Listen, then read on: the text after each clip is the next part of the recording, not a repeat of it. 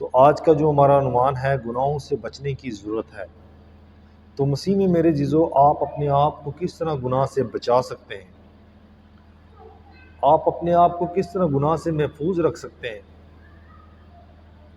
اکثر آپ گناہ کر لیتے ہیں اور آپ سوچتے ہوں گے کہ مجھ سے گناہ ہو گیا، میں کیا کروں، میں کس طرح گناہ سے بچوں۔ لیکن انہی سب چیزوں کو آج ہم بائبل میں سے دیکھیں گے کہ ہم نے کس طرح گناہ سے بچنا ہے۔ تو آئیں ہم خدا کے کلام میں سے پڑھتے ہیں حزقیل کی کتاب، اس کے 18ویں باب کی 23ویں آیت۔ تو یہاں پر لکھا ہے خدا کے کلام میں سے، خداوند فرماتا ہے کہ کیا شریر کی موت میں میری خوشنودگی ہے، اور اس میں نہیں کہ وہ اپنی روش سے باز آئے اور زندہ رہے۔ مسیح میں میرے عزیزو، ہم نے ابھی خدا کے کلام میں سے پڑھا ہے کہ خداوند کبھی بھی شریر کی موت سے خوش نہیں ہوتا۔ خدا کبھی بھی نہیں چاہتا کہ کوئی جان ہلاک ہو، تباہ ہو، برباد ہو۔ وہ چاہتا ہے کہ ہر ایک کی توبہ تک نوبت پہنچے۔ خداوند کبھی بھی نہیں چاہتا کہ کوئی انسان ہلاک ہو، کوئی انسان کی جان جائے،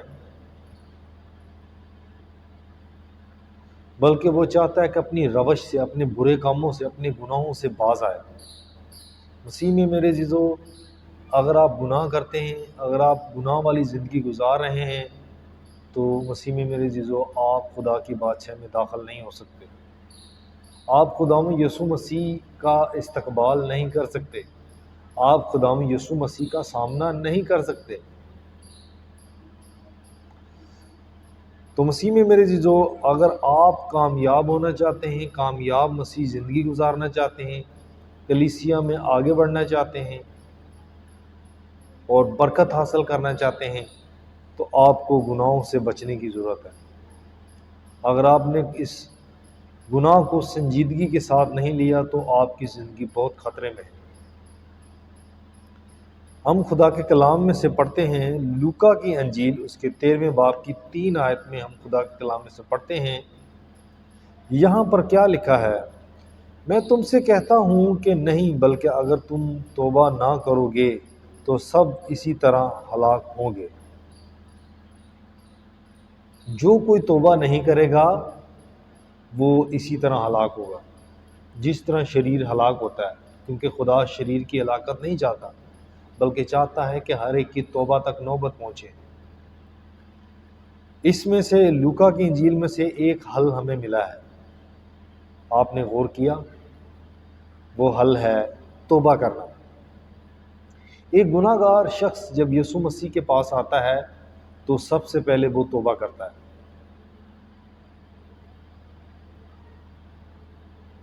میں تم سے کہتا ہوں کہ نہیں، بلکہ اگر تم توبہ نہ کرو گے تو سب اسی طرح ہلاک ہوں گے۔ جو انسان توبہ نہیں کرے گا وہ ہلاک ہو جائے گا، وہ جہنم میں چلا جائے گا، کیونکہ توبہ ہی وہ رستہ ہے جو ہمیں یسوع سے ملاتا ہے، اور یسوع ہمیں باپ سے ملاتا ہے۔ یسوع ہمارا فدیہ ہے، یسوع ہمارا کفارہ ہے۔ جب ہم یسوع مسیح کی خوشخبری کو سنتے اور اس میں ایمان لاتے ہیں تو تب ہمیں توبہ کی ضرورت ہوتی ہے۔ اگر ہم توبہ نہیں کریں گے تو خدا کی بادشاہی میں داخل نہیں ہو سکتے۔ امثال 28 باب اس کی 13ویں آیت میں کیا لکھا ہے؟ جو اپنے گناہوں کو چھپاتا ہے کامیاب نہ ہوگا، لیکن جو ان کا اقرار کر کے ان کو ترک کرتا ہے اس پر رحمت ہوگی۔ دیکھو، اگر آپ اپنے گناہوں کو چھپائیں گے تو بائبل کہتی ہے کہ آپ کامیاب نہیں ہو سکتے، آپ ترقی نہیں پا سکتے، آپ زندگی نہیں پا سکتے۔ یسوع مسیح نے کہا میں اس لیے آیا تاکہ تم زندگی پاؤ اور کثرت کی زندگی پاؤ۔ مسیح میں میرے عزیزو، اگر آپ زندگی پانا چاہتے ہیں تو آپ کو یسوع مسیح کے پاس آنے کی ضرورت ہے، آپ کو اپنے توبہ کرنے کی ضرورت ہے، گناہوں سے چھٹکارا پانے کے لیے توبہ کر کے یسوع مسیح پر ایمان لانے کی ضرورت ہے۔